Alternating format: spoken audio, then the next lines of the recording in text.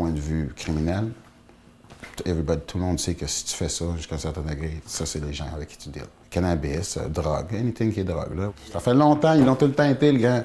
Les Hells, il n'y a personne qui leur fera peur.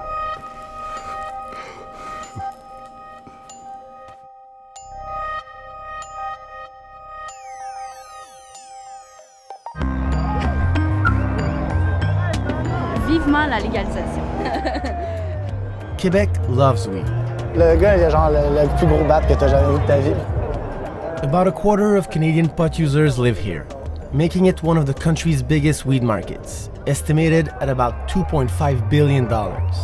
C'est le moment de temps pour qu'on montre qui qu'on est et les normes qu'on est. The majority of that industry, 90% of it, is controlled by the black market. But with legalization around the corner, businesses are gearing up to compete with organized crime. They're counting on Quebec's cannabis culture to bring in a steady stream of new business. But it won't be easy. Quebec authorities have come down hard on the so-called grey market, which has pushed the supply of weed into the tightly held hands of groups like the Hells Angels. We believe in legalization and regulation of marijuana because it protects our kids and keeps money out of the pockets of criminal organizations and street gangs. Trudeau hopes legalization will help develop a safer industry and a more standardized product. But in Quebec, the Hells Angels are expanding. They join forces with a number of other outlawed biker gangs, the Red Devils, the Devil Ghosts, and the Dark Souls, further strengthening their grip on drug trade in the province. So transitioning Quebec's $2.5 billion weed industry out of the underworld and into a legal market might not be that simple.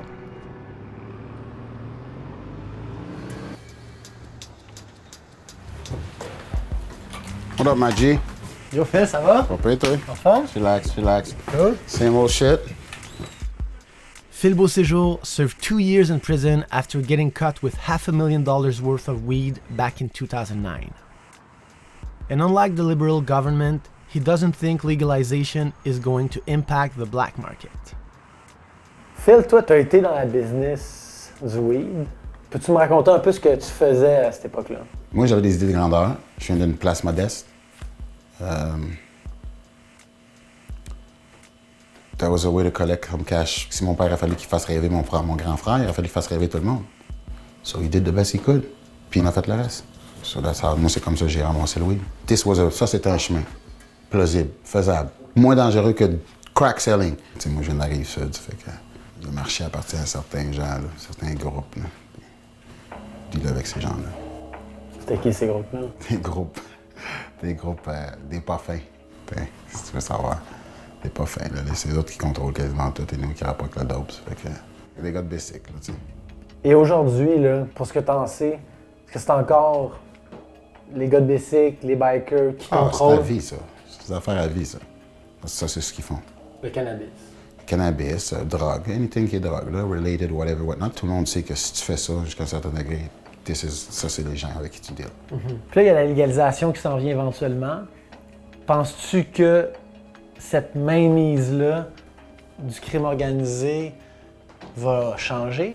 De mon exemple à moi, là, je vais dire franchement, moi, je pense que ça va pas changer. Ça, c'est personnel à moi.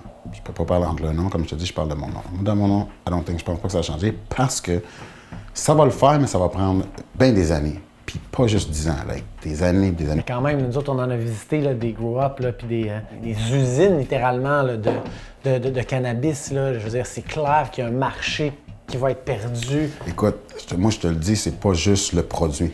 C'est le service qui vient avec. Moi, je pense pas que ça va... À cause du service, je pense que le monde va toujours continuer à appeler. Check à Colorado, ils l'ont fait, puis il y a encore des vendeurs de potes. Tu penses-tu que la police ne sait pas combien de plantations qu'il y a dans Hochelaga? Hochelaga, c'est pareil comme n'importe où. Il y a quelqu'un qui run things, qui paye une cotisation à quelqu'un. Ils ont le même système. Ils ont des capots, ils ont des polices, ils ont de la milice, ils ont des soldats, ils ont des ça. Ils ont des CEO, des boss, tu sais. Parce que ça les fait même pas peur. So, il y a une hiérarchie, tu sais. I'm through. I'm done. Parce que souvent, des fois, tu peux pas t'en aller non plus. T'es pogné dans la gorge quand t'as fait telle affaire. Dépendant de ce que t'as fait, ils te tiennent par les couilles pour... Puis là, tu peux plus jamais sortir de là de ta vie, tu sais. Ben, tu peux, mais... Faut sortir les deux pieds vers l'avant. Ah, fucking Hochelaga à merde.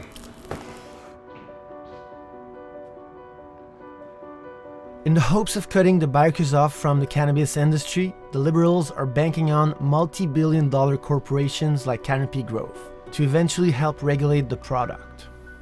It's an Ontario-based medical weed company with whom Trudeau's government keeps very close ties.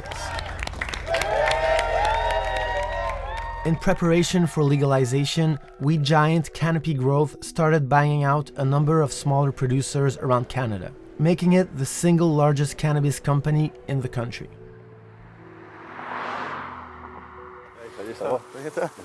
Behind us is Canopy Growth's first acquisition in Quebec, but certainly not their last.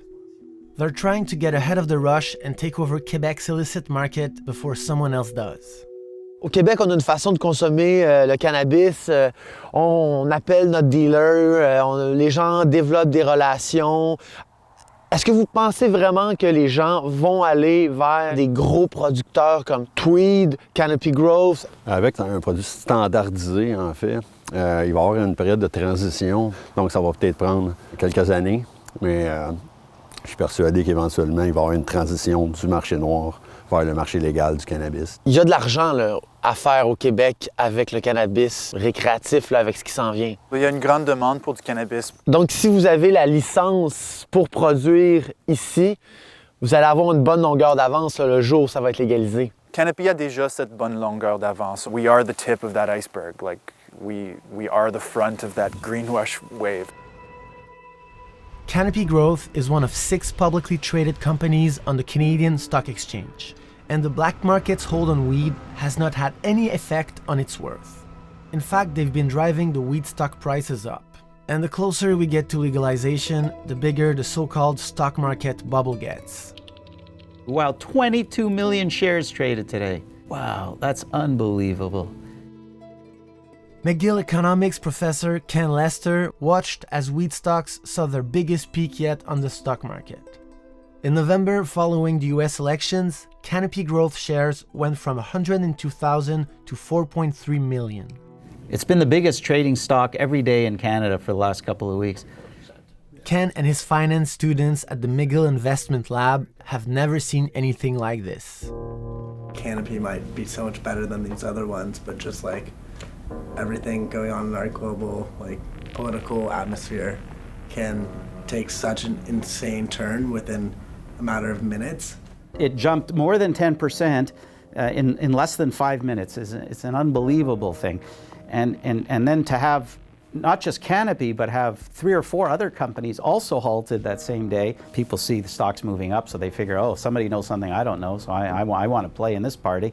Nobody really knows, especially if Canadian companies can sell to the rest of the world, then it's a huge, huge market. Ken Lester is not surprised multinationals are moving into Quebec. He saw the green rush coming a while back, so much so that he purchased a number of stocks himself. But he sees Quebec as an anomaly and knows the transition from the illegal to the legal market won't be that simple. Even though we're per capita some of the biggest cannabis smokers in Canada, us in BC of course, we're very underrepresented compared to the rest of Canada in every way of getting marijuana except for the black market. So, Quebec is different, I think, than the rest of Canada. Do you think that there will be a green rush? The assumption in some of the stock prices is that there is going to be a green rush. In fact, the public companies now, and there's, 15 or 20 of them now that trade on the exchange, we're paying our dues now, we're getting in the system, we're getting to the front of the line so that when marijuana does become legal, recreational marijuana, that's the holy grail, that's when we're going to make tons of money and so on. Don't forget, there doesn't have to be more smokers. It just has to be people, the market share goes from the black market to the legitimate market. So there could be brand new smokers, there could be the smokers who move from the black market to the legitimate market and so on, and there could be tourists who come. So that could be the new dollars. You have entrepreneurs everywhere who see an opportunity, they think they can make $1. It makes sense that we would have our own operations here. But for now, it's open season, and everyone wants a piece of the green Quebec pie. Je suis de retour. This is Enrico Bouchard, weed activist and international cannabis entrepreneur. Fucking, you know. Yeah, but let's just now put a date. Let's figure out a date, October 15, and let's just go like that. Let's get this guy happy. He launched his first cannabis business in Quebec, making sublimator vape bongs, but was arrested for a bag of seeds 2 years ago. So he moved his operations to BC. But he's since launched cannabis consultancy and supply operations in Morocco, Kosovo, Spain, and Mexico. Salut Enrico! Salut, salut, salut! Bienvenue au Québec, bienvenue chez vous. Merci, merci. Ça fait tout drôle d'être là. This is the first time Enrico sets foot in Quebec since his drug trafficking arrest 2 years ago. Frenchie. What's up, man? With legalization around the corner, he doesn't want to see big corporations like Canopy Growth or the black market make all the money. He's here to claim what's his, even though his record prevents him from actually growing or selling weed. You remember this? That's your piece. Which year was that? Oh man, I don't know. That was 93, I think, right? 92.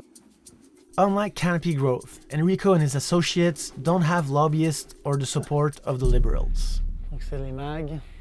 Donc Enrico, c'est un peu ici que ça a commencé pour toi, là, notamment. Là. Tout a commencé ici pour moi. Je me suis fait un genre de bureau ici où je passais mes journées à venir voir ce qui se passait dans le monde de la marijuana.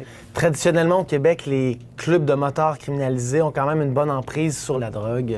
Est-ce que ça freine un peu, je veux dire, l'essor de ce marché-là du cannabis? Bien, malheureusement, grâce à l'hypercriminalisation de faire pousser la possession et tout ça, ça a poussé tout le marché dans les mains des crimes organisés. Le produit que tu avais au Québec, c'était un produit médiocre, mais qui était poussé en gigantesque quantité. As-tu l'impression qu'il y a un marché qui s'ouvre au Québec avec la légalisation? Bien, je pense que le marché va s'ouvrir, ça va être gigantesque, la grandeur que ça va avoir.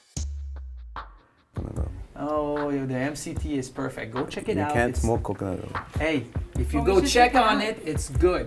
It's better than your PG and The your FDA VG, 100%. approved, right? It's very cheap. It's actually same price than VG and PG. During this first visit back, he's stopping to check on some of the grow-ups he's helping prepare for legalization. OK, on est où ici, Enrico? On est dans une un grow-up, puis les gars sont vraiment bien organisés. Et on est ici justement pour leur présenter des nouvelles gammes de notre produit.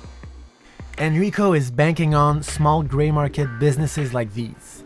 Not technically illegal, since they supply individual medical cannabis patients. He thinks once weed is legalized, Quebec consumers will turn to smaller mom-and-pop shops who value quality over quantity, not multinational corporations. Il y a combien de plants ici? À peu près 150 plants, à peu près 18 lumières, et c'est du Candy Kush qui est ici. Les plants sont divisés en 9 différentes salles. Mais c'est gros pour le Québec, là. C'est gros pour le Québec, oui. C'est une très grosse licence pour le Québec. Hey, how's it going, man? Ça va? Big Daddy, absolument. Big Daddy, hey. Master Grower. Nice to meet you. Yeah, you can put like 10, 15 of them. Some of them actually have zippers. You can put them together. But I have 600 extra 600 just to be able to start the new room that get cut so you don't have no downtime. We're in the greater Montreal region here. Why can't we say where we are right now? Just for the safety of the place, for the safety of us. Like, we don't want to get jumped by people that want to come in.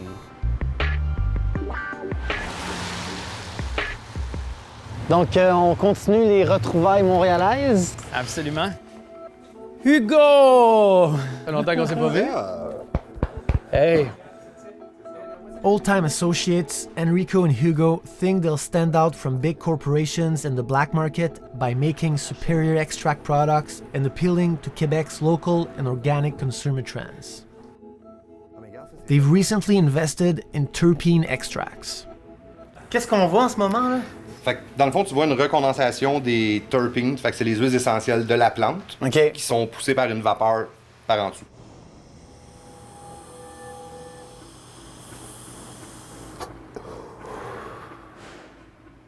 Celle-là, il va peut-être me kicker dans le cul, par exemple. Oh! En 4-5 ans, là, je veux dire, avez-vous eu à avoir affaire avec le crime organisé. Dans ce milieu-là, est-ce qu'on a à un moment donné pas le choix de passer par là? Oui, la provenance du matériel est tout le temps louche, mais tu poses pas la question, tu l'achètes, tu as besoin d'un produit. C'est ça que le côté récréatif va éliminer, justement. On veut plus faire affaire avec le monde, justement, en arrière. Êtes-vous prêt à vous accaparer ce marché-là? Très prêt. Il va vraiment avoir une différence entre maintenant et de ce qui va s'en venir parce qu'on va arriver là, on va vraiment arriver aux produits testés en laboratoire, aux produits certifiés, aux produits organiques. C'est pareil comme des légumes, le monde, ils vont payer cher pour leurs produits. On veut quelque chose qui est sain, qui est bon pour eux autres. Un peu comme les vins nature ou la troisième vague de café. Là. But it's practically impossible for small producers like Hugo to get ahead of the wave. Cannabis production licenses can cost millions, which isn't a huge problem for big companies like Canopy Growth. But for Hugo and his team, any move to prepare for legalization is more or less done quietly. Selon les lois qui sont mises à notre disposition en ce moment, ça nous permet pas de lancer ça sur le marché. Puis pourquoi on est en retard au Québec? Notre gouvernement, j'imagine, beaucoup moins ouvert qu'au BC. Comme je t'expliquais tantôt, je suis souvent caché à cause de tout ça. Je peux pas m'afficher.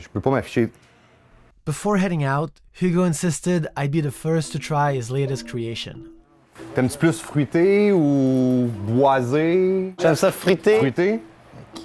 Je pense qu'il me reste du Grape God. Il appelle ça du Terp Champagne, dans le fond. C'est de transformer une bouteille d'eau à 4,99 à 150 $. Au Green Rush? Au Green Rush. Fuck. C'est du jus de cannabis. Ça goûte fort, là. Hugo and Enrico are sure they'll succeed in moving away from the black market. But organized crime won't let go of its market so easily.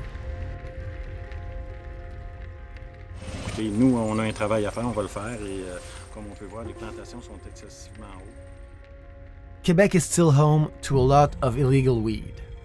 Provincial police say they've made far fewer busts in recent years, mainly because illegal growers have gotten better at securing their properties and evading authorities.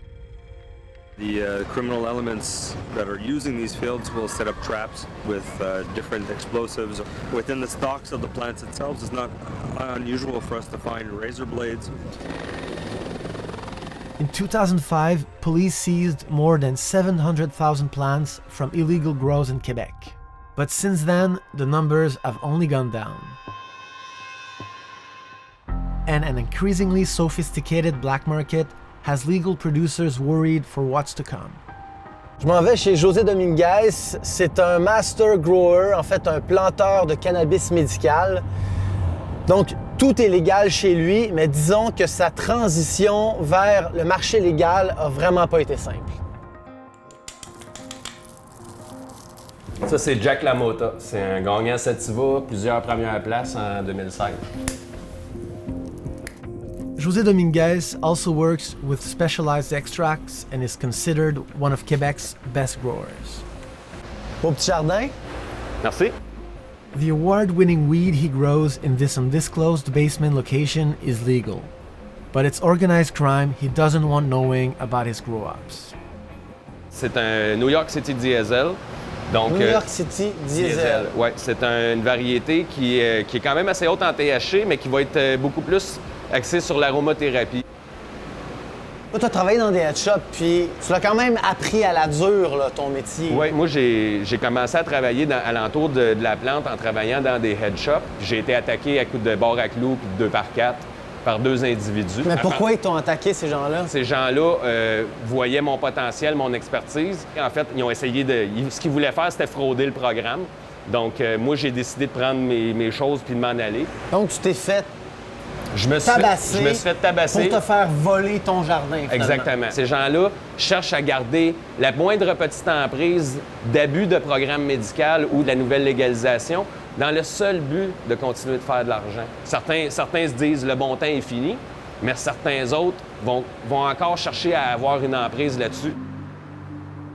The criminal organization with the most tentacles in the Quebec cannabis industry are the Hells Angels.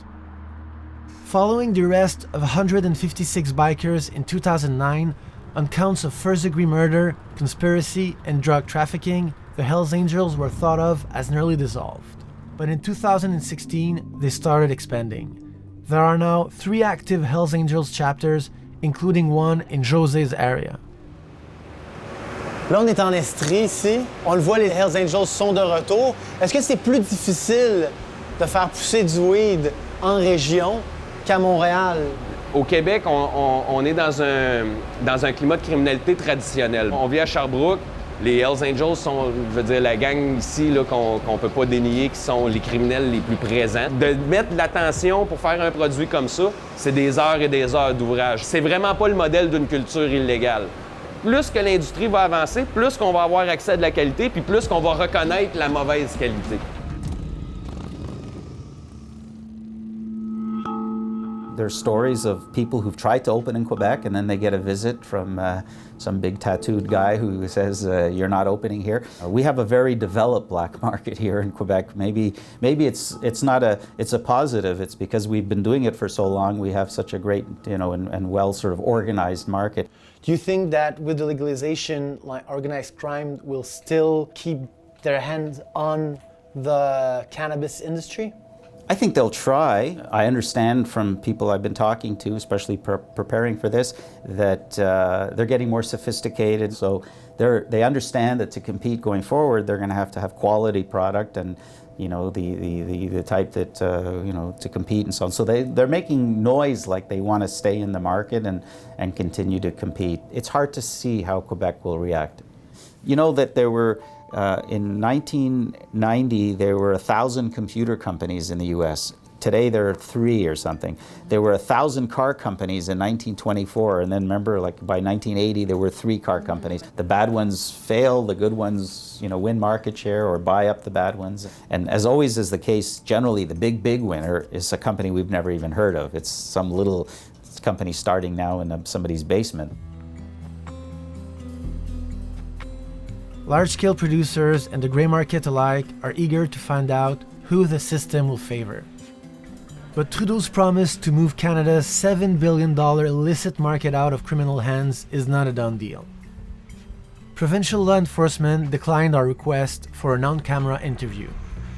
But confirmed over the telephone, it will continue arresting illegal producers under the current law. However, it's clear Quebec's sophisticated black market has no intention of losing its share of the weed market. With millions in potential tax dollars hanging in the balance, the question remains: will Quebec be able to crack down on bikers and convince pot consumers it's safe to come out now?